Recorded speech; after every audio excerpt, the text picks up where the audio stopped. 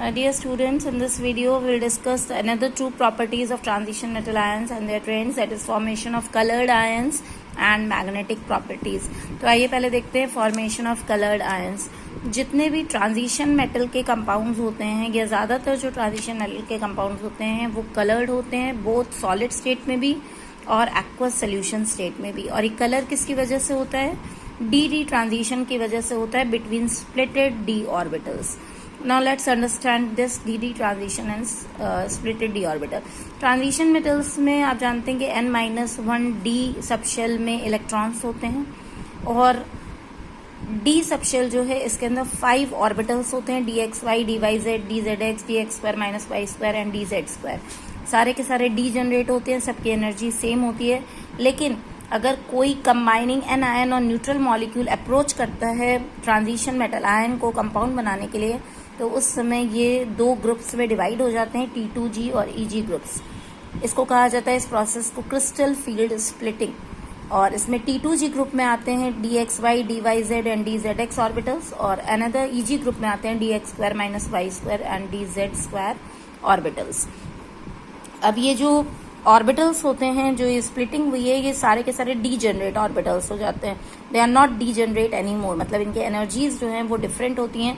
इनके relative energies और crystal field splitting जो है वो डिपेंड करती है geometry of the in which the combining an ions और neutral molecules they approach the transition metal ion. जिस ज्योमेट्री में जो इनकमिंग आयंस या एटम्स है वो अप्रोच करेंगे ट्रांजिशन मेटल आयन को, उस पर डिपेंड करती है.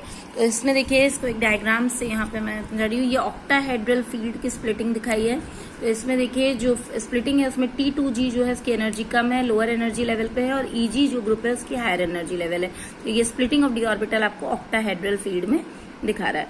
अब ये दो डी ट्रांजिशन तब होगा जब एक इलेक्ट्रॉन इसमें से लोअर एनर्जी लेवल से हायर एनर्जी लेवल पे ट्रांसमिट होगा with the help of absorbed energy. तो इसी को कहा जाता है D transition between splitted D orbitals. ये दोनों स्प्लिटेड डी ऑर्बिटल्स हैं और इनके बीच में जब ट्रांजिशन होगा तो उसको डी ट्रांजिशन कहा जाता है. Now let's come to another diagram. ये भी ऑक्टाहेड्रल ज्योमेट्री में ही शो किया गया है.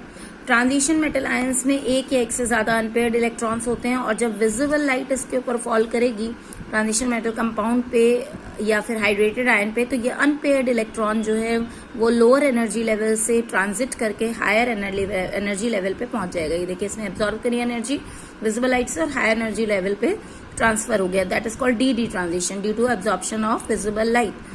अब ये जो एनर्जी एब्जॉर्ब हो रही है, it is quantize. It means it depends on the energy difference between these two levels.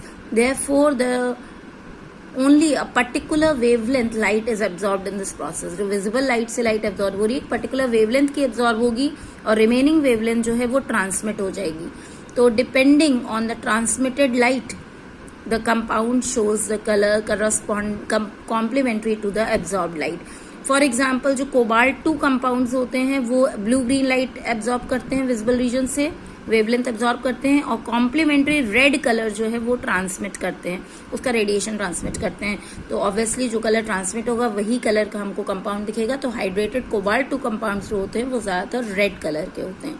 ठीक है. In the similar way other compounds also shows the colour. Now next come to the transition metals which do not have you can say which have completely filled d orbitals or completely vacant d orbitals. तो ऐसे transition metal ions colourless होते हैं. अगर बिल्कुल completely filled d orbital है, जैसे cuprous ion में, Zn2 positive ion में, Cd2 पॉजिटिव और Hg2 पॉजिटिव, देखिए सब में completely filled d ऑर्बिटल है. तो अगर d ऑर्बिटल completely filled है तो कोई dd ट्रांजिशन हो ही नहीं सकता है. और ये completely empty डी ऑर्बिटल्स वाले हैं, Sc scandium 3 positive, titanium 4 positive. तो इसमें कोई इलेक्ट्रॉन ही अवेलेबल नहीं है ट्रांजिशन के लिए. तो ना तो डी ऑर्बिटल अगर नहीं है या इलेक्ट्रॉन नहीं है, तो दोनों ही केस में डी ट्रांजिशन पॉसिबल नहीं है इलेक्ट्रॉन्स का. तो ऐसे सब्सटेंसेस के कंपाउंड्स या आयंस जो हैं वो कलरलेस होते हैं.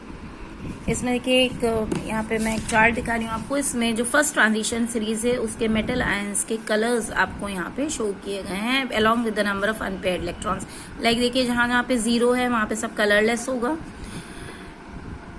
titanium 3 positive, it shows purple color in the compounds. Cobalt के salts, cobalt 2 positive के pink होते हैं ज़्यादातर. Cuprous के colorless होते हैं. Cupric के blue होते हैं. Zinc के again colorless होते हैं because 0 unpaired electron is there. निकल के ज़्यादातर जो है ग्रीन होते हैं. फेरस के ग्रीन होते हैं. फेरिक के येलो होते हैं.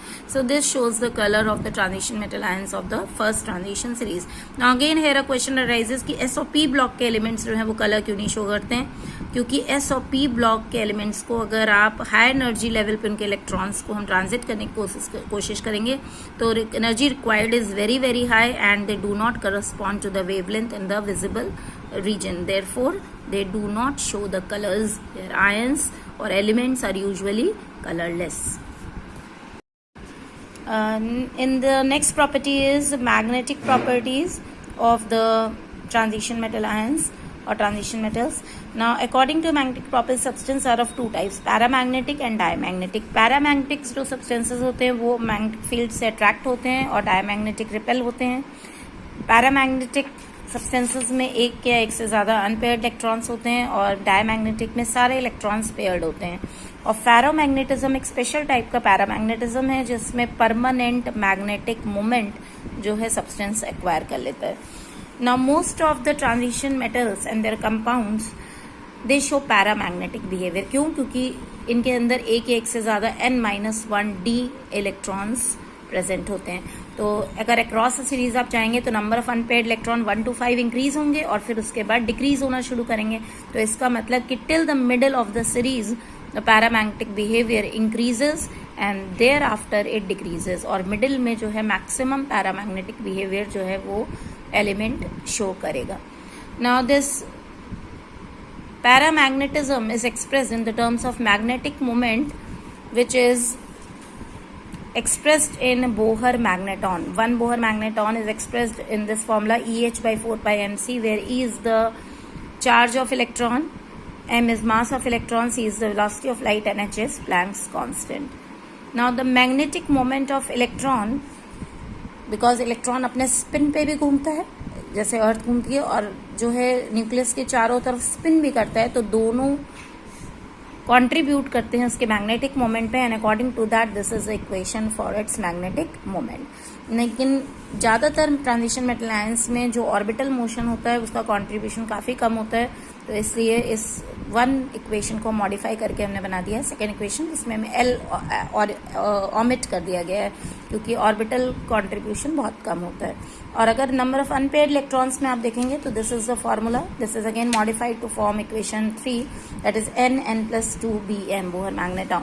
Now using this formula the values of magnetic moment of first transition series को कैलकुलेट किया गया है, जो आपको इसमें चार्ट में दिखाई पड़ रहा है. फर्स्ट ट्रांजिशन सीरीज के जो है मैग्नेटिक मोमेंट कैलकुलेट किए गए हैं एलिमेंट्स के आयंस के.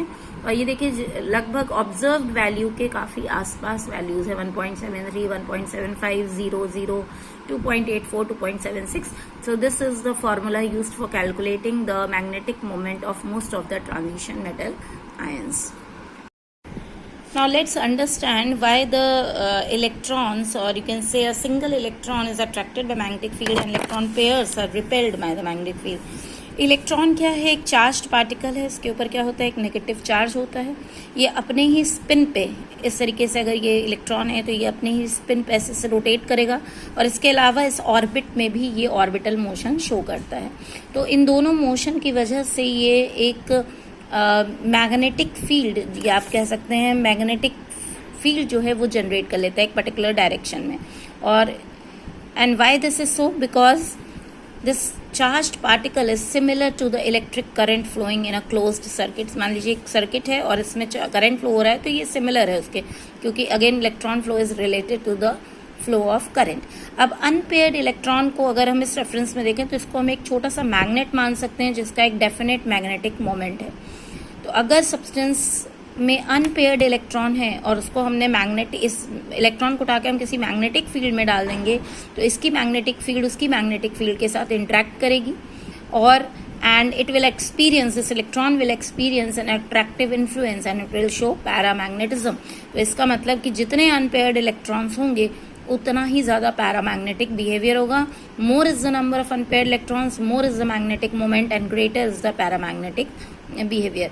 और अगर सब्सटेंस जो है पेयर्ड है, इलेक्ट्रॉन्स जो हैं वो पेयर में हैं, तो एक का मैग्नेटिक मोमेंट दूसरे के बिल्कुल ऑपोजिट होगा और एक का मैग्नेटिक मोमेंट दूसरे को कैंसिल आउट कर देगा, and the net magnetic moment will be equal to 0 of that substance, and therefore the substance will not observe any attractive force, or it will have no net magnetic moment, and therefore it will be repelled by the magnetic field and show diamagnetism.